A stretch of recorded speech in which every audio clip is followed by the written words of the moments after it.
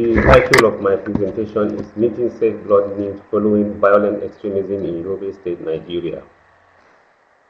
This is a study that is a portion of a major study that is trying to find out the impact of violent extremism on some specific health services in Yobe State in Nigeria.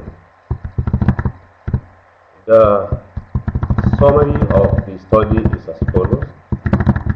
Yobe, Borno, and Adamawa State in the northeast Nigeria have for the past 6 or 7 years affected by violent extremism. From 2011, violent extremism that is being carried out by Boko Haram, a sect, grew gradually and became widespread in the northeast part of Nigeria. This armed conflict and terrorism led to destruction of lives and properties in the region. For example, between 2011 and 2014, numerous attacks by the sect in Yobe State resulted to an estimated fatalities of 1,342. Again, it is to note that the impact of this armed conflict has been increasing humanitarian emergency needs, in which health is one. And one of the priority emergency health needs is safe blood. It is all known that transfusion of safe blood is an essential component of quality healthcare delivery system because it is a life-saving therapy. And so, without blood, we can actually not survive. This crisis, because it lasted for long, attracted many organizations such as the UN agencies and international NGOs who are now providing humanitarian and development services. But what is not clear is how many of them are having specific interventions that touch on safe blood or safe blood services.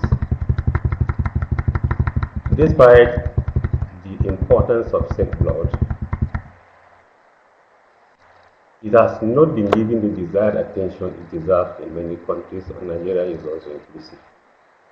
As a result of that, the study was aimed at assessing the provision of safe blood services during and post-violent extremism in Yobe State, Nigeria.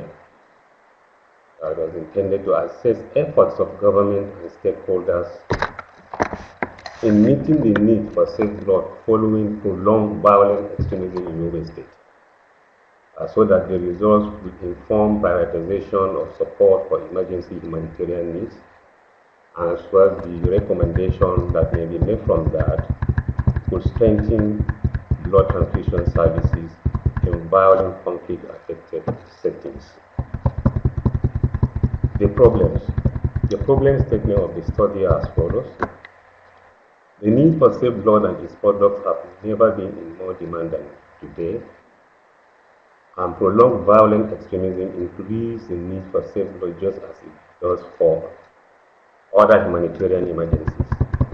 Safe blood remains an important public health concern in Africa, and lack of it impacts morbidity and mortality. Previous studies have also shown that safe blood has not been given the desired attention it deserves in Africa. The demand for safe blood, as exacerbated by violent extremism in Yobe State, is actually not known, and that is what the study intended to know. And how safe is the blood transfused to those needing it during humanitarian emergencies? Government and key stakeholders' actions in providing safe blood in the state during and post-conflict are not clearly known and also documented. Again, intervention touching on safe blood by so many organizations providing humanitarian services is not also clear in this area. And so these are the questions that the study intended to answer. The methods. The approach the design of the study is cross-sectional descriptive, and the sources of data was all from secondary sources. for example, literature, blood donor registers, and blood supply registers from the hospital, some two hospitals that were purposely selected from Yobe State. Those hospitals happen to be one of them that suffered, they are located in areas that suffered attacks by the violent extremists.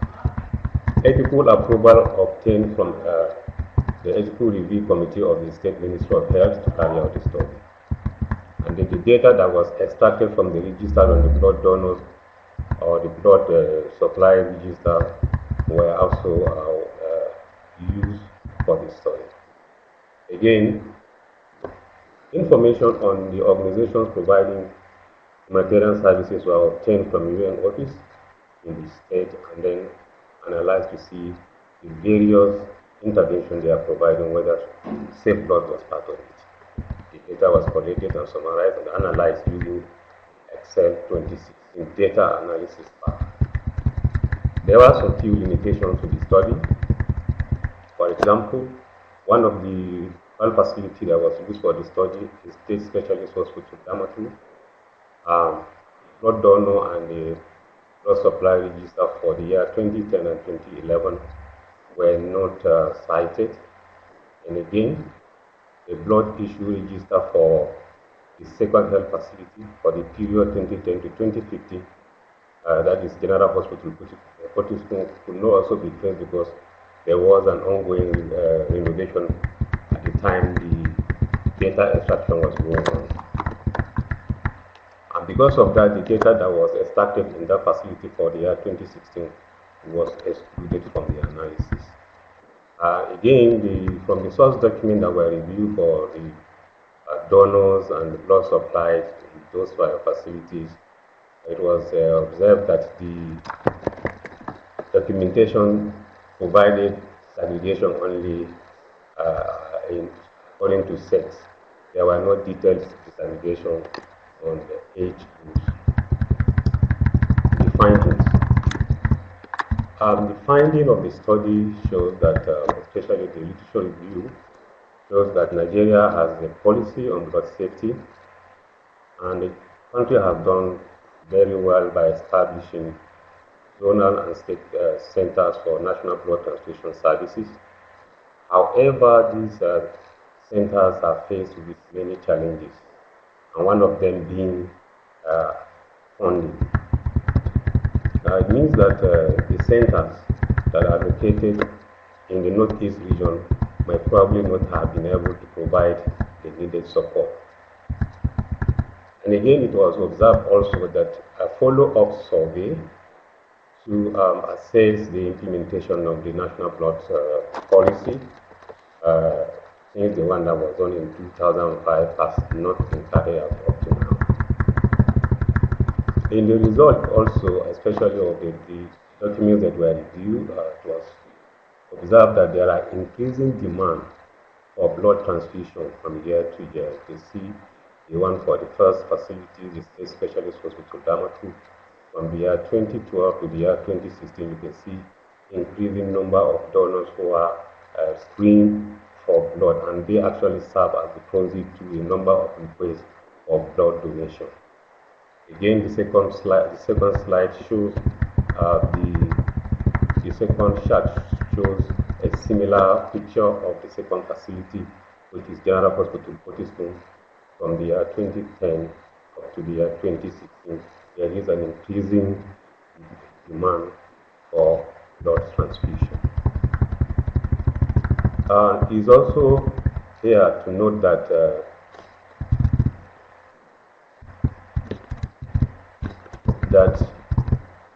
in the for those individuals or the donors that were screened for the blood, transfusion transmissible infections, which we call the TTIs,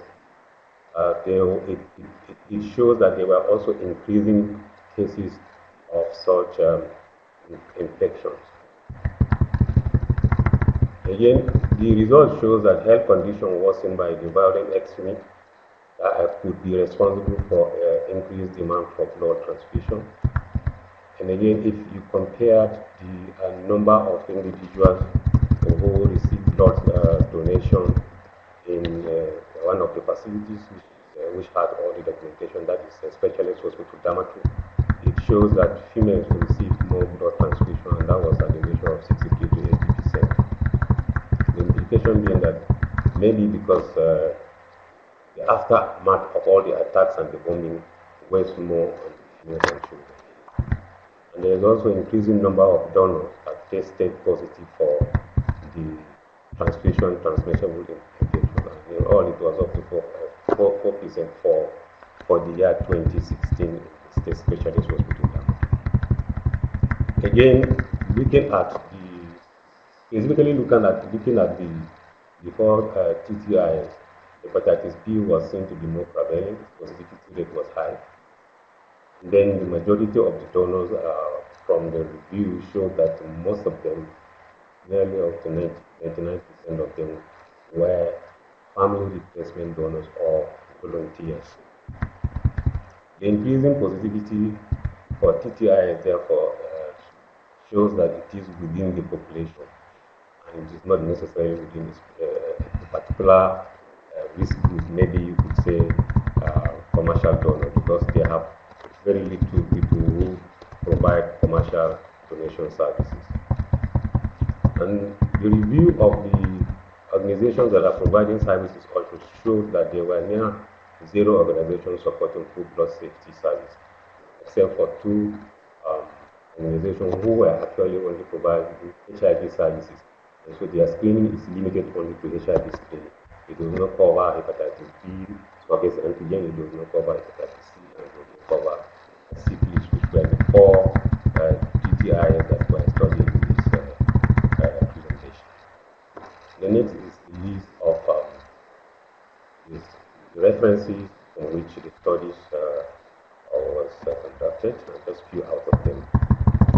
And in conclusion, we propose as follows: that the prolonged violent extremism in the Northeast has worsened health conditions and precipitated high demand for safe blood in Yobe State. And then we also said the national blood transfusion centers in the zone, especially in Yobe State, has many challenges, may not have been able to meet up the expectation for blood transfusion. And that is why donors come directly to the facility and provide the blood that is required. And there is therefore an urgent need for donor agencies and NGOs to support the effort of the government funding safe blood to reduce mortality rate due to high demand for blood. Again, we recommend that screening blood for TTIs should be sustained and should be improved. Again, humanitarian organizations currently providing support to meet health needs of the population should incorporate safe blood transfusion in their humanitarian emergency interventions. We also recommend that further tests should be conducted to confirm the status of those in the donors who test hepatitis B surface antigen positive for proper diagnosis and further clinical management. And then we feel that there should be further research should be conducted on the prevalence of hepatitis B and C in the state. And this result will inform appropriate intervention to prevent the situation where hepatitis B infection may later reach an epidemic level in the state. And we also recommend that another survey on blood transfusion safety should be conducted as a follow-up one to the initial one that was carried out in 2005 to assess the implementation of the national health policy. We saw that there are a lot of data in those health facilities. So those available data, we recommend that they should be analyzed and summarized and then be used for advocacy to mobilize resources for safe blood in the state. And that is a more sustainable way of funding safe blood than depending on donors.